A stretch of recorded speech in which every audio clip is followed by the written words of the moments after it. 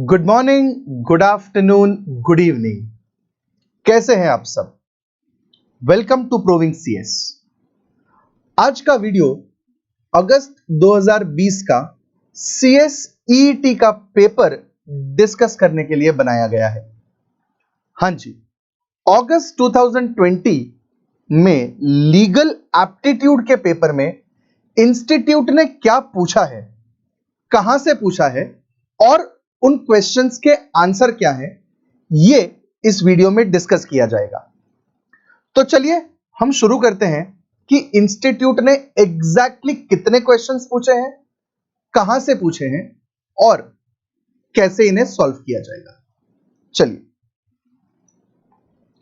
चलो इस पेपर में 18 क्वेश्चन पूछे गए हैं लीगल एप्टीट्यूड पर। 18 में से तकरीबन 12 क्वेश्चंस आपके आईसीएसआई स्टडी मटेरियल से डायरेक्टली पूछे गए हैं एंड 6 क्वेश्चंस स्टडी मटेरियल में आपको नहीं मिलेंगे। लेकिन आपने लाइफ में पहले कभी ये सुने होंगे या आपके स्कूल में या फिर अर्ली कॉलेज डेज में इन्हें पढ़ा होगा। जो क्वेश्चन कॉन्स्टिट्यूशन या उसके रिलेटेड टॉपिक्स पर है, वो क्वेश्चंस इन जगहों से पूछे गए हैं। अब सवाल यह है कि सर अगर हमारे आईसीएसआई स्टडी मटेरियल में नहीं है तो हमें कैसे पता चलेगा? हां जी, तो इंस्टीट्यूट चाहती है कि आप उनका बुलेटिन भी पढ़ें, क्योंकि 2 क्वेश्चन बुलेटिन में से ही पिकअप किया गया है। हमने यहां पर बुलेटिन को भी पढ़ा हुआ है और बुलेटिन के जो क्वेश्चंस हैं वो हम आपको बताएंगे कि कौन से क्वेश्चंस बुलेटिन से हैं। चलिएगा तो हम शुरू करते हैं। 18 क्वेश्चंस लीगल एप्टीट्यूड। चलिए पहला क्वेश्चन जैसे कि आपकी स्क्रीन पर है, the council of ministers must give resignation if a vote of no confidence is passed against the government. तो सरकार के अगेंस्ट अगर नो कॉन्फिडेंस का वोट है, नो कॉन्फिडेंस वोट क्या होता है ध्यान दीजिएगा। जैसे कि आपको पता है कि पार्लियामेंट में, ध्यान दीजिएगा सब लोग, पार्लियामेंट में 2 हाउस होते हैं, अपर हाउस यानी कि राज्यसभा और लोअर हाउस यानी कि लोकसभा। अब लोकसभा में जिन्हें हम इलेक्ट करते हैं वो अपॉइंट किए जाते हैं, वो इलेक्ट किए जाते हैं। In fact appoint would be a wrong word, वो इलेक्ट किए जाते हैं एंड उनमें से मेजॉरिटी जिसे वोट करे वो सरकार बनाता है। That is how it functions. That is how it functions. अब सवाल यह है कि अगर नो कॉन्फिडेंस मोशन आया गवर्नमेंट के अगेंस्ट, तो चलिए गवर्नमेंट क्या होती है ये देखिएगा। Government is the ruling party और इट्स अलाइज पुट टुगेदर। अब ये जो सरकार है इसके अंडर होते हैं council of ministers headed by the prime minister. तो ये जो काउंसिल ऑफ मिनिस्टर्स हैं वो सरकार का हिस्सा है। तो नो कॉन्फिडेंस मोशन जब पास होता है तो सरकार में कॉन्फिडेंस नहीं है, ऐसा कौन सा हाउस बताएगा? वही हाउस जहां पर वो अपॉइंट किए गए हैं। कहां अपॉइंट किए थे? लोकसभा। तो सर राज्यसभा में क्या होते हैं? हमारे रिप्रेजेंटेटिव्स नहीं होते? जी नहीं, राज्यसभा के मेंबर्स इलेक्ट नहीं होते, अपॉइंट होते हैं bye centre and states put together. उसका एक अलग मैकेनिज्म है। लेकिन सरकार में कॉन्फिडेंस नहीं है, यह बात बताएगा कौन? कौन सा हाउस? तो चलिए देखते हैं। ऑप्शंस है Lok Sabha, Rashtrapati Bhavan, Rajya Sabha, supreme court. 2 options तो स्ट्रेट अवे रूल आउट हो जाते हैं, राष्ट्रपति भवन और सुप्रीम कोर्ट। तो अब क्वेश्चन है लोकसभा या राज्यसभा। तो सवाल यह था कि काउंसिल ऑफ मिनिस्टर्स बैठे कहां हैं? सर लोकसभा में। तो अगर वो लोकसभा में बैठे हैं तो उनको निकालेगा भी लोकसभा। इसका मतलब उनको अपना रेजिग्नेशन किसे देना होगा अगर नो कॉन्फिडेंस मोशन आया है? तो लोकसभा को। सो लोकसभा इज द आंसर। अब ये क्वेश्चन आपके आईसीएसआई के स्टडी मटेरियल में नहीं है, लेकिन लेट्स बी ऑनेस्ट, ये आपके 9th या 10th स्टैंडर्ड के पॉलिटिकल साइंस या सिविक्स यानी कि नागरिक शास्त्र में आ चुका है। सो स्टूडेंट को ये नॉलेज होना जरूरी है, भले ही वो आईसीएसआई स्टडी मटेरियल में ना हो।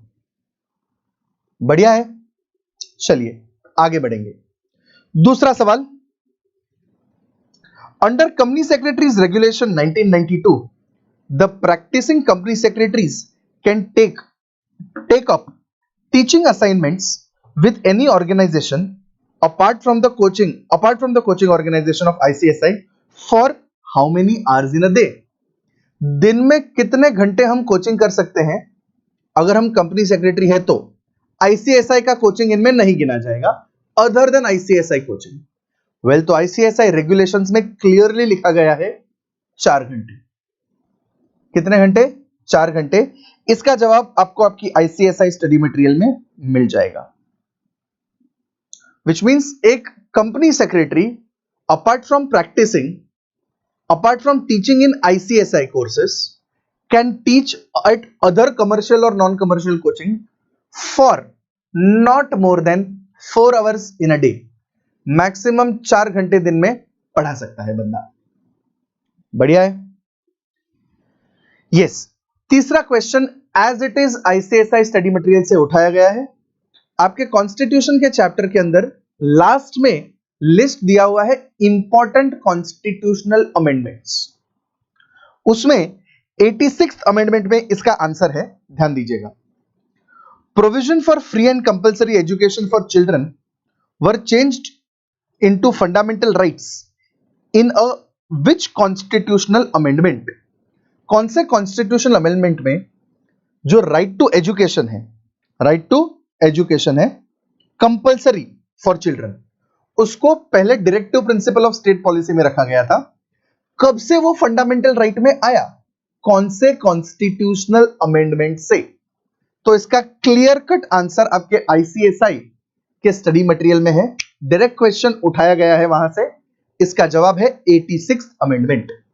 जवाब है 86th amendment.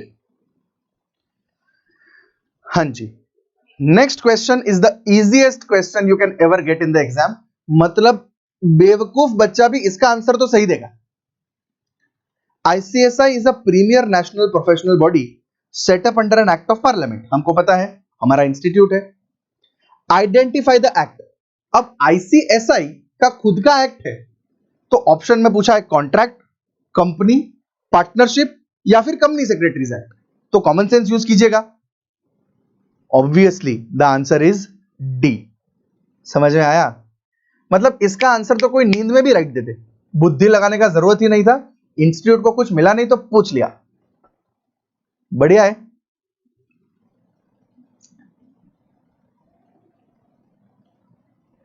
Identify which correctly defines the legal term assault. Identify the statement which correctly defines the legal term assault. अब चलिए, असॉल्ट मतलब किसी को फिजिकली टच करना या हमला करने का एक्शन या अटेम्प्ट करना। हां जी, आपने किसी को थप्पड़ मारने के लिए हाथ उठा लिया लेकिन मारा नहीं, तो यह असॉल्ट है। सर हमने मार दिया तो यह बैटरी है। याद कीजिएगा, यह आपने पढ़ा हुआ होगा। तो बैटरी यानी कि हाथ लगाना, मतलब हाथ पांव कुछ भी लगाना इज बैटरी। लेकिन उसका अटेम्प्ट या वो दिखाना इज असॉल्ट। हां जी, in most cases of battery assault होता है, लेकिन कभी कभी अगर मैं किसी को पीछे से धक्का मारूं तो उसको दिखा तो नहीं ना कि मैंने हाथ लगाया या हाथ लगाने का कोशिश किया। तो पीछे से डराना असॉल्ट नहीं होगा क्योंकि दिखता नहीं है। तो सामने वाले को जब दिखे कि आप कुछ डरा रहे हो या कर रहे हो तो वो असॉल्ट है। ठीक है? एक्चुअली टच करना बैटरी होगा, दिखेगा। अब ऑप्शंस पढ़ते हैं और देखते हैं कौन सा ऑप्शन क्लोजली या perfectly fits my case. It is an intentional application of force to another person without lawful justification. Application of force बोला गया है, लेकिन असॉल्ट में तो हम आपको छुए भी नहीं, तो फोर्स था जी नहीं। So this is not your answer. दूसरा option, it is a criminal act which the offender violently deprives the victim of his body. मतलब किसी को किडनैप कर लेना, वो एक्शन था या एक्चुअली कुछ किया? सर एक्चुअली कुछ किया, तो ये भी असॉल्ट नहीं है, तो ये भी असॉल्ट नहीं है।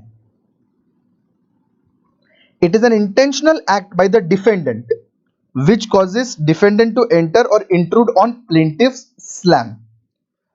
Absolute confusing language यूज किया है। Intentional act by the defendant, defendant ने कुछ जानबूझकर किया। भाई डिफेंडेंट क्यों करेगा? डिफेंडेंट क्यों करेगा? क्योंकि उसको सामने वाले का नुकसान करना है। तो intentional act by the defendant which causes defendant to enter और इंट्रूड, मतलब किसी के स्पेस में या किसी की जगह में एंटर करना, ऑन द प्लेंटिफ्स स्लैम। ओके, मतलब प्लेंटिफ की जगह में या प्लेंटिफ को लॉस करने के लिए आप कहीं पर एंटर हो जाओ, ऐसा बताया गया है। तो क्या यह असॉल्ट होता है? जी नहीं सर, लेकिन पता नहीं, अगर हमको क्वेश्चन नहीं समझा तो हम शायद इसको असॉल्ट बोल सकते हैं। ठीक है, तो लास्ट ऑप्शन पढ़ लीजिएगा, फिर एनालाइज कीजिएगा। सो लास्ट ऑप्शन कहता है, it is N act of defendant which causes the plaintiff reasonable apprehension of इन्फ्लिक्शन of battery. Apprehension मतलब संदेह या लगना कि सामने वाला बैटरी करेगा, मतलब मेरा हाथ उठ चुका है, मैं एक्ट कर चुका हूं लेकिन मैं छुआ नहीं हूं। एप्रीहेंशन मतलब ऐसा लगना, क्या लगना? इन्फ्लिक्शन ऑफ बैटरी, कि आपको धक्का मारा जाएगा या आप पे फोर्स एक्सरसाइज किया जाएगा, ऐसा लगना असॉल्ट है, ऐसा डी ऑप्शन कहता है। तो अब बताइए आपके हिसाब से आंसर क्या होगा, सी या डी? Sir logically D completely fits in, C तो हमको आधा समझा ही नहीं था। बढ़िया है, इसका मतलब इसका आंसर है डी। चलिए, identify the current order of the words as the appeal in preamble of constitution of India. बचपन से अगर आप पढ़ते आ रहे हो तो आपको रियलाइज होगा कि आपकी गवर्नमेंट किताबों के ऊपर प्रीएम्बल का एक एक्सट्रैक्ट होता है। अगर किसी ने पढ़ा था, कुछ तो स्कूलों में भी बुलाया जाता है, प्रीएम्बल बुलवाया जाता है बच्चों से। तो अगर ये यहां पर अगर आपने ध्यान दिया होगा, प्लस आपके आईसीएसआई स्टडी मटेरियल में भी प्रीएम्बल का एक्सट्रैक्ट है। सो प्रीएम्बल कहता है India is a sovereign secular socialist democratic Republic. तो सोवरेन सोशलिस्ट सेक्युलर, तो पहला ऑप्शन है सेक्युलर सोवरेन सोशलिस्ट, सीक्वेंस गलत। दूसरा option sovereign socialist secular, option correct. Sovereign secular socialist गलत, सोशलिस्ट सोवरेन सेक्युलर गलत। मतलब मेरा B option is the sequence. Again मुझे प्रीएम्बल आना जरूरी है। अगेन तुम ये नहीं कह सकते ये तो रटवाना हो गया, नहीं भाई, भारत का प्रीएम्बल, भारत के कॉन्स्टिट्यूशन का प्रीएम्बल तुमको पता होना जरूरी है। इनफैक्ट सीक्वेंस भी, sequence B. So it is sovereign come on, socialist secular। आगे बढ़ेंगे। A bought a scooter from B with a condition that if its working is not found satisfactory, he will return it within 10 days। भाई A और B ने agree किया कि हम आपका scooter खरीदेंगे और अगर ढंग से नहीं चला तो 10 दिन में वापस दे देंगे। सामने वाला बंदा बोला done. He is not satisfied with the performance of the scooter and returned to B within 10 days। ए ने बी से खरीदा था, अब वो सेटिस्फाइड नहीं था तो उसने वापस दे दिया। सही किया क्योंकि अग्री किया था। अब कहता है the contract is discharge by which तरीका। कॉन्ट्रैक्ट डिस्चार्ज हो गया क्योंकि किसी भी पार्टी को अपना पार्ट अभी परफॉर्म करने का जरूरत नहीं है। काहे नहीं है देखेंगे।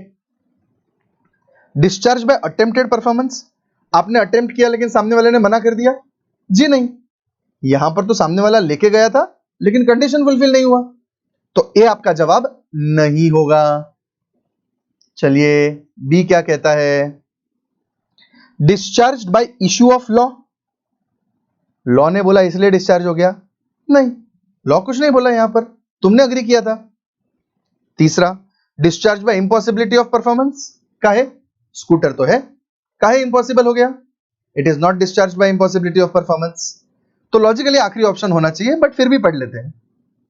डिस्चार्ज बाय म्यूचुअल अग्रीमेंट, हाँ जी सर हम ही अग्री किए थे और जैसे एग्री किए थे वैसे अब परफॉर्म करने का जरूरत नहीं है। इसका मतलब यहां पर आंसर होगा D, discharge by mutual agreement. ठीक है बच्चों, चलिएगा। हाँ जी, तो next question, as per Indian contract act what should be enforceable by law to form a contract. Contract बनने के लिए किस चीज को लॉ एनफोर्स करना चाहिए तो वो कॉन्ट्रैक्ट बनेगा। वेल, कॉन्ट्रैक्ट का डेफिनेशन याद कीजिएगा, as per section 2 clause H, contract is an agreement enforceable by law. Contract is an agreement enforceable by law, मतलब आपका आंसर होना चाहिए agreement enforceable by law. So what is enforceable by law? Agreement. Yes, बहुत ही simple question था। Contract act का पहला concept होता है व्हाट इज अ कॉन्ट्रैक्ट। बहुत ही basic question, direct answer ICSI study material. Well, सातवां क्वेश्चन जो ऊपर वाला आपने देखा था वो एक एप्लीकेशन ऑफ नॉलेज था, एप्लीकेशन ऑफ नॉलेज। बढ़िया है। With reference to companies act 2013, when should be the first meeting of board of directors be held? Well, direct question आपके ICSI मटेरियल से। बोर्ड मीटिंग के अंदर एक पैराग्राफ है जहां पर लिखा गया है बोर्ड ऑफ डायरेक्टर्स पहली बार मिलेंगे इनकॉर्पोरेशन के 30 दिन के अंदर, with in 30 days of incorporation. यानी कि आपका जवाब होना चाहिए ऑप्शन ए। पहला ही आंसर सही है तो आगे पढ़ने की जरूरत नहीं है, और सिर्फ डेज डिफरेंट है, बाकी सब तो लैंग्वेज सेम है। 30 दिन पता था तो आपका आंसर राइट, नहीं पता था तो या तो आपका तुक्का या आंसर गलत। बढ़िया है, बट डायरेक्ट क्वेश्चन था, अच्छी बात है। A capital authorised by memorandum of a company to be maximum amount of share capital of company is referred as. Memorandum of company के अंदर maximum amount of share capital. Memorandum के अंदर वो capital होता है जो कंपनी रेज कर सकती है, मतलब वो मैक्सिमम है, उसके ऊपर ना आप इश्यू कर सकते हो, ना सब्सक्राइब कर सकते हो, ना पे अप कर सकते हो। तो issued, subscribed and paid up तो मैक्सिमम का पार्ट होगा। तो देखो, सब्सक्राइब्ड इश्यूड नहीं आएगा, रिडक्शन कैपिटल तो टाइम पास दिया हुआ है। इसका मतलब the logical answer has to be authorised share capital, जिसका दूसरा नाम है नॉमिनल कैपिटल। नॉमिनल कैपिटल मतलब वो कैपिटल जो है नहीं, आप रेज कर सकते हो। Total capital which can be raised is called nominal capital. आपका आंसर ए होगा। यस, यहां पर अगर नॉमिनल की जगह उन्होंने पूछा होता ऑथोराइज्ड तो भी हमारा आंसर वही होता। ठीक है, the other name for nominal is authorised. चलिएगा, the subject of naval, military and air force are full under which of the following list of 7th schedule of constitution of India. Well, navy, air force constitution के कौन से schedule में आते हैं? आपको पता है कॉन्स्टिट्यूशन में 3 शेड्यूल्स हैं। यस, कितने? अच्छा, 7th शेड्यूल में 3 लिस्ट है, sorry not 3 schedule, 7th schedule में 3 लिस्ट है। कौन से? Union list, state list and concurrent list. 3 list है। आप बताइए, नेवी स्टेट से डील करती है? नहीं। सेंटर स्टेट दोनों से? जी नहीं। नेशनल डिफेंस का बात है तो नेवी, एयरफोर्स किस कैटेगरी में आएगा? Union list. Only the parliament has the authority to make laws on matter connecting them. तो इसका जवाब होना चाहिए union list, exclusive authority of the parliament, not divided between centre and state. अगर divided होता तो कॉन्करेंट होता, अगर सिर्फ स्टेट होता तो स्टेट लिस्ट होता। और ये तीसरा लिस्ट क्या दिया हुआ है? Special list. ऐसा तो कोई लिस्ट ही नहीं है, तो स्पेशल लिस्ट तो खाली 4 ऑप्शन बनाने के लिए दिया गया है। आपका आंसर होगा यूनियन लिस्ट। यस, आंसर है C option, union list. B, a intending to deceive B. Sir, deceive का मतलब क्या होता है? डिसीव मींस चीट, इंटेंडिंग मतलब नियत था। ए का नियत था बी को चीट करना। falsely represents that 500 mounds of indigo are made annually at A's factory and thereby induces B to buy the factory। तो A ने B को क्या कहा कि भाई हमारी फैक्ट्री में 500 माउंड ऑफ इंडिगो बनता है, और उसने फैक्ट्री बेच दी।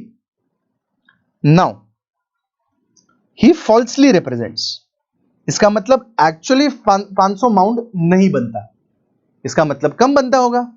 सर, तो सवाल यह है कि अगर आपने गलत रिप्रेजेंटेशन किया है और सामने वाले से कॉन्ट्रैक्ट में एंटर किया है तो कॉन्ट्रैक्ट कैसा होगा? वेल लोगों के दिमाग में सवाल आएगा सर या तो वॉइड होगा या तो वॉइडेबल। अच्छा चलो, वॉइड क्यों नहीं होगा? वॉइड का मतलब होता है कोई भी पार्टी एनफोर्स नहीं कर सकती। वॉइडेबल का मतलब होता है जो पार्टी दुखी है उसके पास ऑप्शन है कि भाई 500 की जगह अगर 350 भी है, 400 भी है और मुझे चलेगा, तो लॉ कहता है तुझे चलेगा तो हमको कोई प्रॉब्लम नहीं है। इट मींस जब ऑप्शन उस पार्टी के पास है जो चीट हुआ है, जिसने सफर किया है दूसरे की वजह से, तो वो कॉन्ट्रैक्ट होता है वॉइडेबल कॉन्ट्रैक्ट। कैसा कॉन्ट्रैक्ट? Voidable contract. तो अब ऑप्शंस पढ़ेंगे। Voidable at the option of B, void, void at the option of B, valid. चलिए बच्चों, दो तो वॉइड थे जो मेरा ऑप्शन ही नहीं है।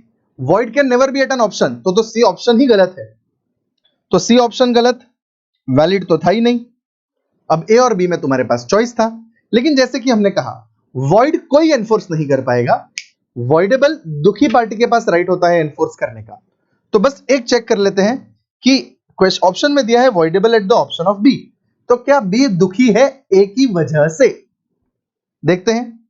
ए intending to deceive B falsely represents, तो जब ए का नियत बी को चीट करने का है तो दुखी कौन है? Sir B. अगर बी दुखी है, अगर बी दुखी है तो he has a right to enforce it और cancel it, which means the option is available with B and therefore it is a voidable contract, and therefore it is a voidable contract.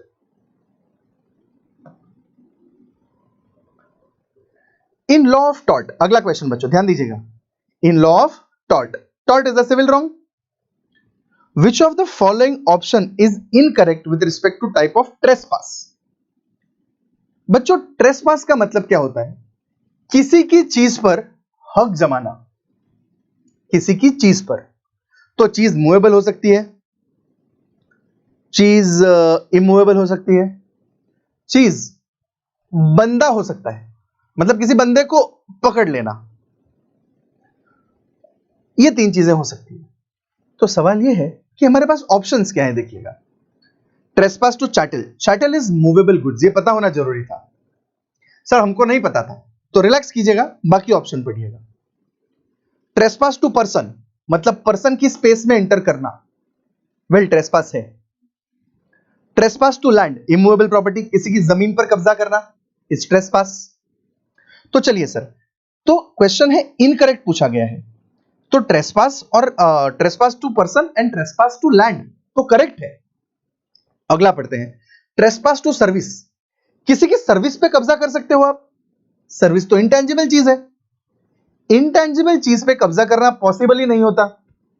Well तो अगर आपको chattel का मतलब नहीं भी पता तो भी आपका आंसर डी होना चाहिए, बट आज के बाद तो आपको चैटल का मतलब पता है। चैटल क्या होता है? Yes, movable property. So service is your answer which is incorrect.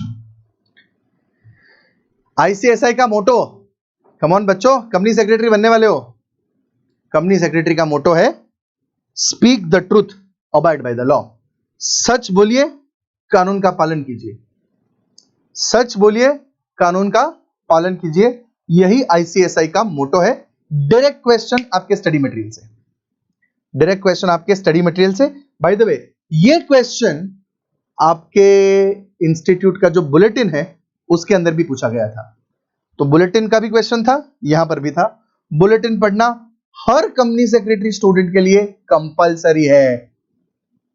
बढ़िया है।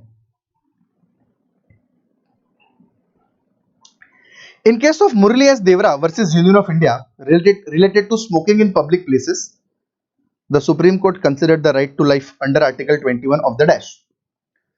ये क्वेश्चन ना आपके स्टडी मटेरियल में है ना किसी बुलेटिन में आया है। ऑनेस्टली ये क्वेश्चन को बच्चे को आंसर करना पड़ेगा based on his judgement and sense of logic. Sir ऐसे कैसे? राइट टू लाइफ बेसिकली क्या कहता है कि भाई कुछ बेसिक चीजें आपको एज एनवायरमेंट से मिलनी चाहिए, कोई और वो चीज को डिस्टॉर्ट करे या उस चीज में हिंड्रेंस डाले तो ये अलाउ नहीं होना चाहिए। जैसे नॉइज पोल्यूशन ना हो, ये राइट टू लाइफ है, नॉइज पोल्यूशन ना हो, ये राइट टू लाइफ है। सुप्रीम कोर्ट ने ये इंप्लीमेंट करने के लिए ऑर्डर भी पास किया हुआ है। तो वैसे ही कौन सी चीज इनमें से राइट टू लाइफ है? चलिए, पैसिव स्मोकर। पैसिव स्मोकिंग का मतलब क्या होता है कि आपके बाजू में कोई सिगरेट पी रहा है, उससे जो आपको तकलीफ होती है क्योंकि वो धुआं आपके अंदर जाता है, इसे पैसिव स्मोकिंग कहते हैं। दूसरा ऑप्शन है एक्टिव स्मोकर्स, मैं खुद ही पी रहा हूं। चेन स्मोकर, मैं खुद बहुत पी रहा हूं। एंड तीसरा यंग स्मोकर, मैं यंग हूं और मैं फूंक रहा हूं।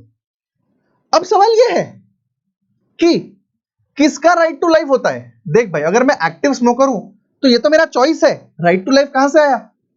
सर चेन स्मोकर, अबे ज्यादा पीना भी मेरा राइट है। I mean I don't say right, it's a choice. So this can not be ruled by supreme court कि तू पिएगा तू नहीं पिएगा। अगला यंग स्मोकर, अबे मैं यंग हूं लेकिन अबो द स्मोकिंग एज, तो कौन होता है मुझे रोकने वाला? लेकिन भाई पैसिव स्मोकर का राइट टू लाइफ है कि तुम उसके बाजू में रहकर नहीं पी सकता है। बेचारे का क्या गलती? उसके फेफड़े में टार क्यों आए? इतना टार जो आपको बहुत बीमार करे।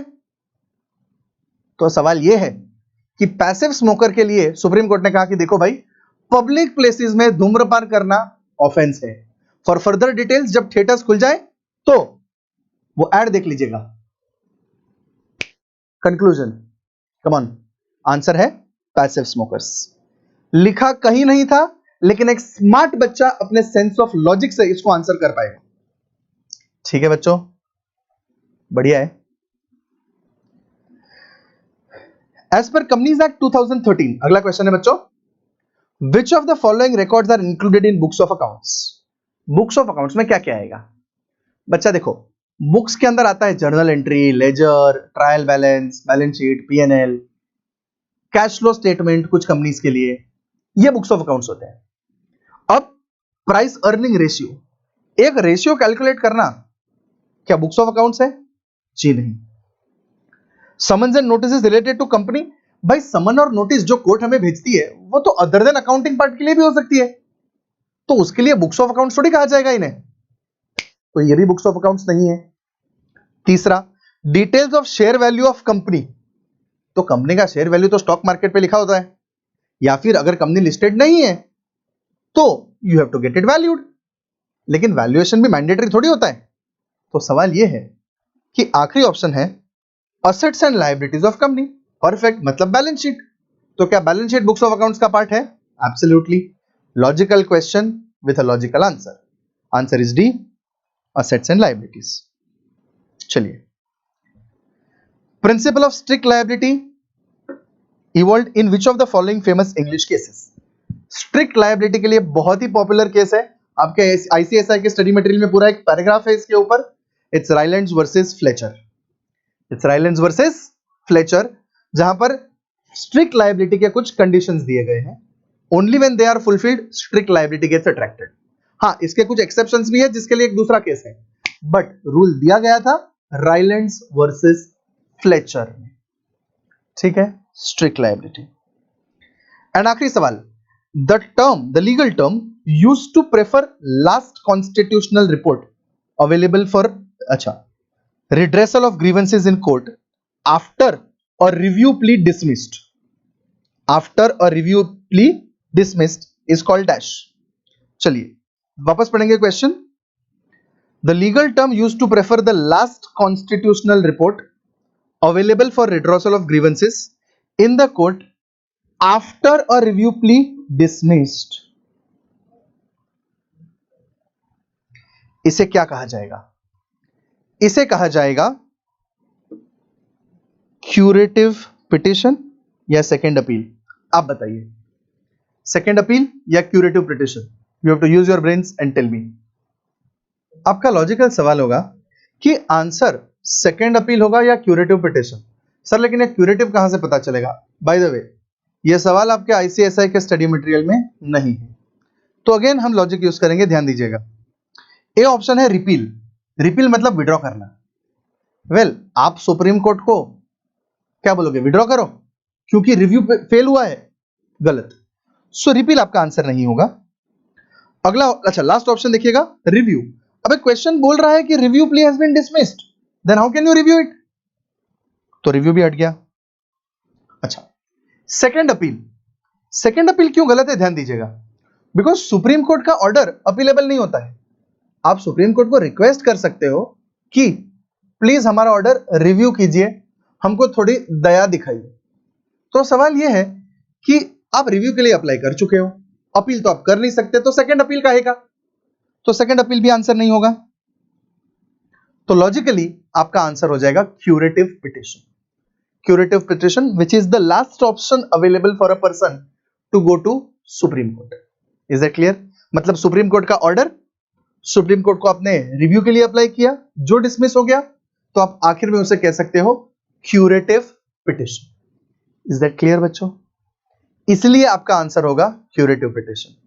आपने ऑब्जर्व किया होगा काफी सारे क्वेश्चंस जो पूछे गए हैं वो आईसीएसआई स्टडी मटेरियल के बाहर है, बट फिर भी लॉजिकली आंसरेबल है। हां जी, लॉ का पेपर इतना इजी नहीं था जितना बच्चे सोचकर गए थे, लेकिन जिस बच्चे के पास एक लॉजिकल सेंस ऑफ जजमेंट होगा वो बंदा इस 18 में से 16 से 17 क्वेश्चंस इजीली सॉल्व कर पाएगा, और कुछ ने तो 18 भी सॉल्व किए होंगे करेक्टली। आशा करते हैं ये वीडियो आपको हेल्पफुल रहा दो चीजों के लिए। एक, आपको पता चला इंस्टीट्यूट ने क्या पूछा, दूसरा, उसे अप्रोच करने का एक सेंस ऑफ डायरेक्शन आपको मिला होगा। इसी के साथ all the best, study well, take care, provings हमेशा आपके साथ।